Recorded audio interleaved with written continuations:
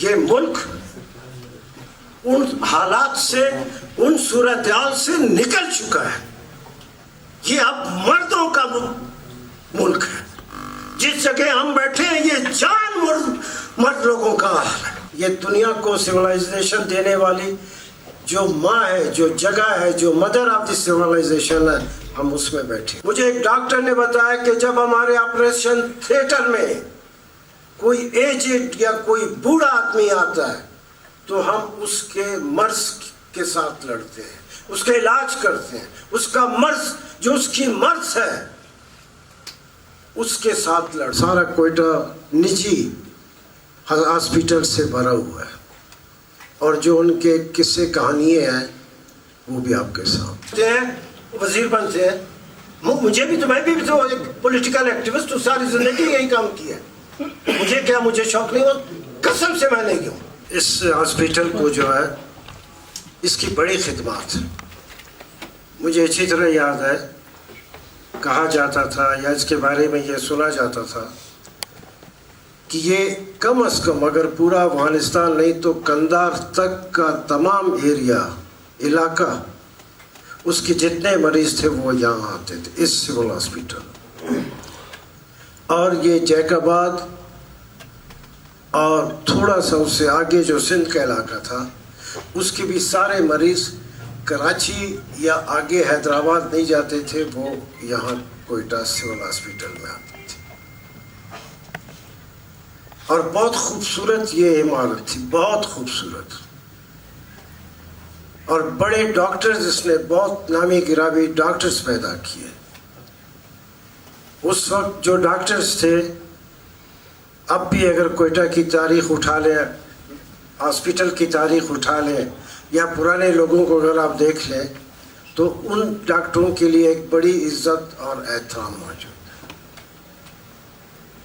اب سوال یہ پیدا ہوتا ہے کہ اس ہاسپیٹل بہت بڑا ہاسپیٹل ہے, یہ صرف ایریا کے لحاظ سے نہیں, اگر آپ دیکھیں بہت کافی آپریشن تھیٹرز اس میں, میرا خیال سی ایم ایچ میں اتنے آپریشن تھیٹرز نہیں ہیں جہاں اس عمارت میں, اس ہاسپیٹل میں ہو.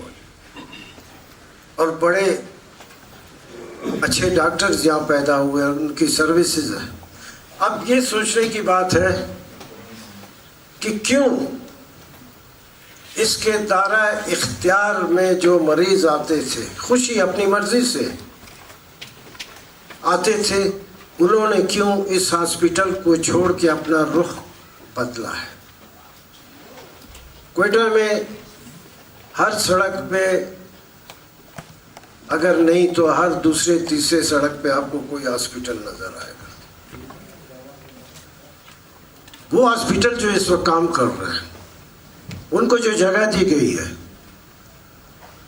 اس کا مطلب وہ آپ کے مریض لے جا کر اس ہاسپیٹل میں, وہ تو وہاں پہ شفا کی بات نہیں ہے, میڈیکل ٹریٹمنٹ کی بات نہیں ہے, بلکہ افسوس سے کہنا پڑتا ہے کہ ایک بزنس ہے.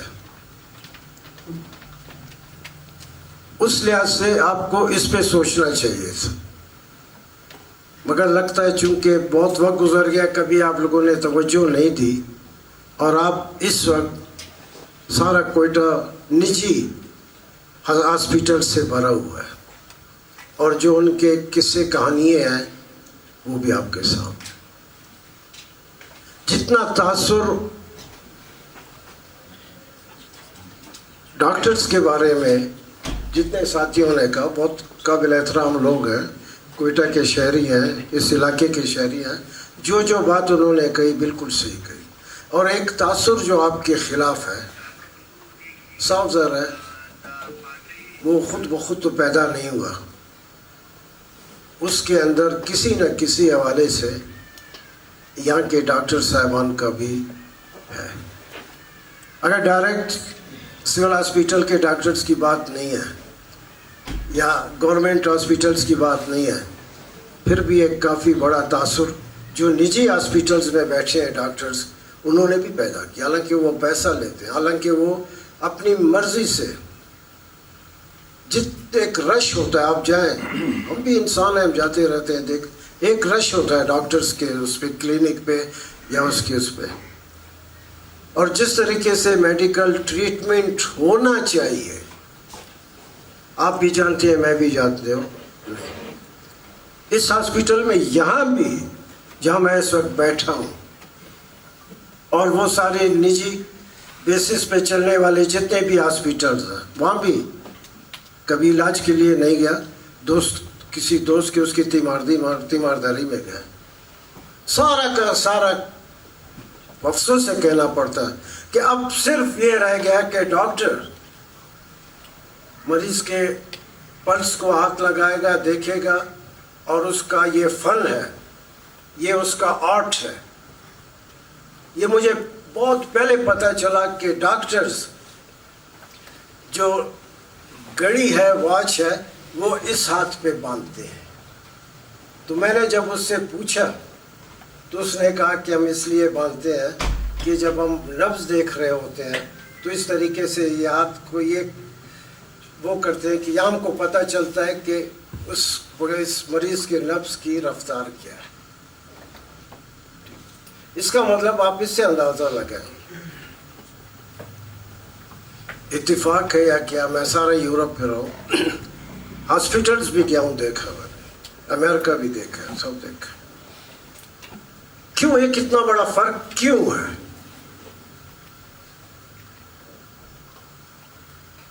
جس زمانے میں یہاں پہ بڑی بڑی سیولائزیشنز تھی, یہ جس علاقے میں ہم بیٹھے ہیں یہ دنیا کو سیولائزیشن دینے والی جو ماں ہے, جو جگہ ہے, جو مدر آف دی سیولائزیشن ہے, ہم اس میں بیٹھے ہوں. یہ مہر گڑھ دنیا میں سیولائزیشنز کی مدر ہے, جنم دینے والی جو اگر ہے یہ ہے. یحییٰ بختیار میرے نزدیک یا بلکہ پاکستان کے ایک بہت بڑا نام ہے ایڈوکیٹ. انہوں نے مجھے کہا علی احمد یہ کتاب پڑھو, تو میں اس نے کہا نہیں, میں تم کو جو 2-3 پیرے وہ جو میں پڑھنے لگا اس نے دیکھا یہ قلعہ گل محمد, ایئرپورٹ پہ جو قلعہ گل محمد ہے, یہ قلعہ گل محمد, اور کولپور کے بالکل نیچے مغرب کے سائڈ پہ جو ہمارے کردوں کے سردار کا گاؤں ہے, یہ اس میں یحییٰ بختیار نے مجھے پڑھا ہے. ہماری حیثیت آپ, ہماری پوزیشن آپ سمجھیں.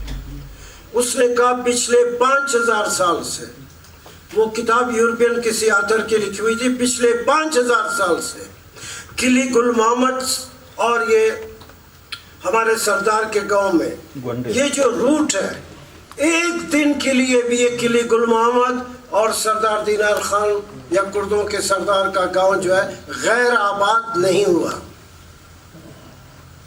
وجہ اس کی یہ تھی کہ کندھار سے جب قافلے نکلتے تھے, یہ چمن, یہ پشین, یہ کوئی علاقہ نہیں تھا. جس طریقے سے چھوٹے چھوٹے طریقے سے وہ آتے تھے, پہلا پڑاؤ جو ان کا ہوتا تھا یہ قلعہ گل محمد جو سیدوں کا علاقہ ہے, یہاں آ کر یہ اسٹے کرتے تھے.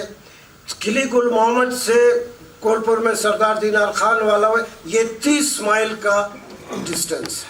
اس زمانے میں ایک دن میں جو قافلے سفر کرتے تھے وہ 30 مائل کا تھا. یہاں سے جب نکلتے تھے صبح نماز پڑھ کے, وہاں شام کو یا عصر کے ٹائم پہ وہ پہنچتے تھے. وہاں پہ پھر وہ 3-4 دن سٹے کرتے تھے.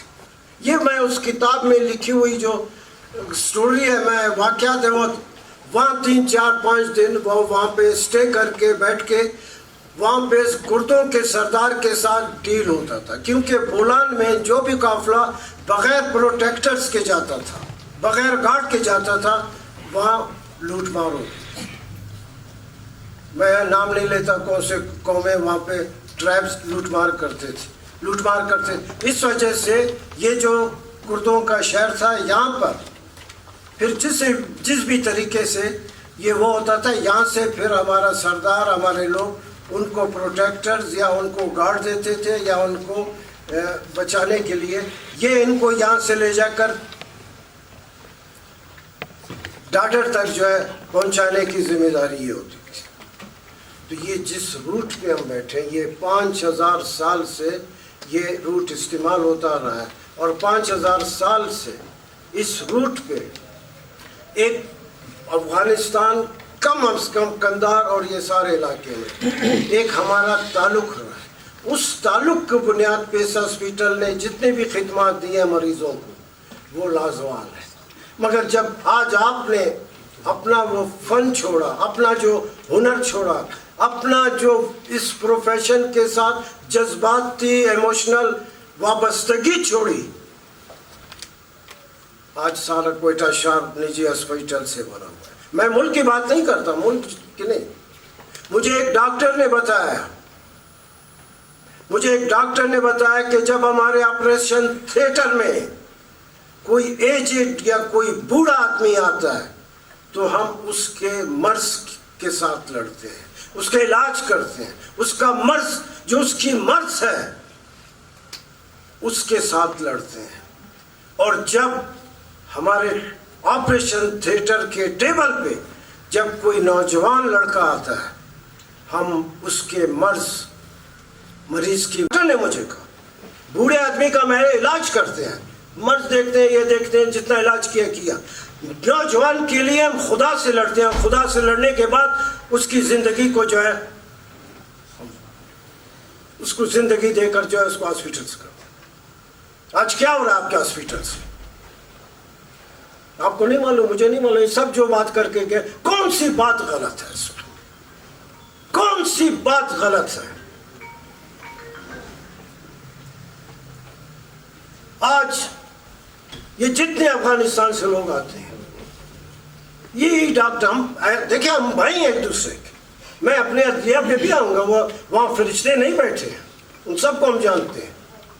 مگر جب آپ نے بلایا ہم کو وہ ساری باتیں کرنی چاہیے. افغانستان سے جو لوگ آتے ہیں, یہ سارا قندھار کا سارا پورشن آتا ہے, یہ جتنے وہ, آپ ان کو 3-3, 4-4, 5-5 مہینے کے لیے جو ہے آپ دوائیں میڈیسنز لکھ کر دیتے ہیں, اور وہ میڈیسن لکھ کر دیتے ہیں جو اس میڈیسن والے کے ساتھ, جیسے انہوں نے کہا کہ 500, ڈاکٹر صاحب نے کہا جیسے 500 mg والی دوائی 50 اس میں mg کی طاقت ہے یا نہیں. اس کے بدلے میں آپ بینکاک جاتے ہیں, اس کے تھائی لینڈ جاتے ہیں آپ, یا چھوٹا سے ایک ٹور آپ نے لگا لیا. کون سا یورپ جانے کا ٹور لگانے کا کون سا لاکھوں اربوں روپے کروڑوں روپے کا وہ ہوتا ہے؟ یہ کردار کی بات ہوتی ہے, کردار کی بات ہوتی ہے, کریکٹر کی بات ہوتی ہے. 1 2 3 4 5 نہیں, کوئٹہ میں ایسے بے شمار ڈاکٹر ہیں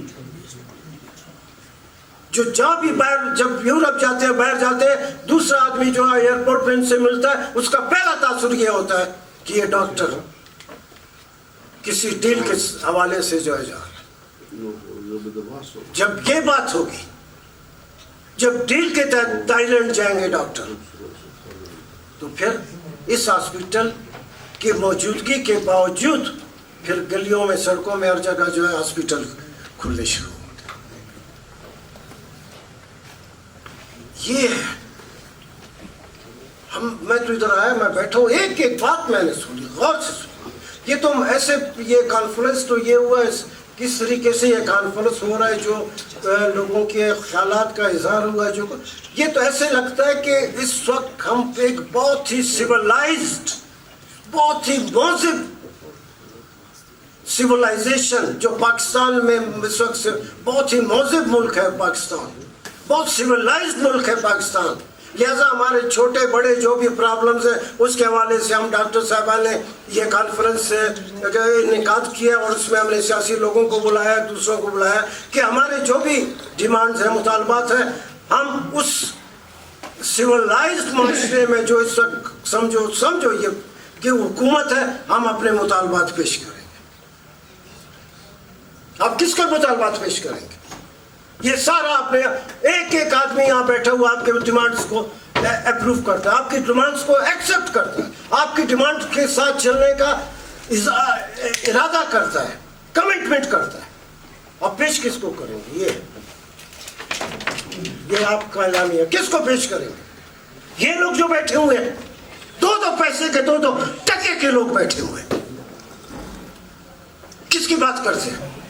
ये अभी एक साहब ने कहा कि असेंबली जो है, मैं सारा सुबह जाते हुए वहां से मैं गुजरता हूं, सुबह जाते हुए नहीं तो आते दफा मैं वहां से गुजरता हूं। मैं कसम खा के कहता हूं, सियासी वर्कर हूं, एक्टिविस्ट हूं, इस सूबे का बहुत ही जबरदस्त पॉलिटिकल एक्टिविस्ट हूं।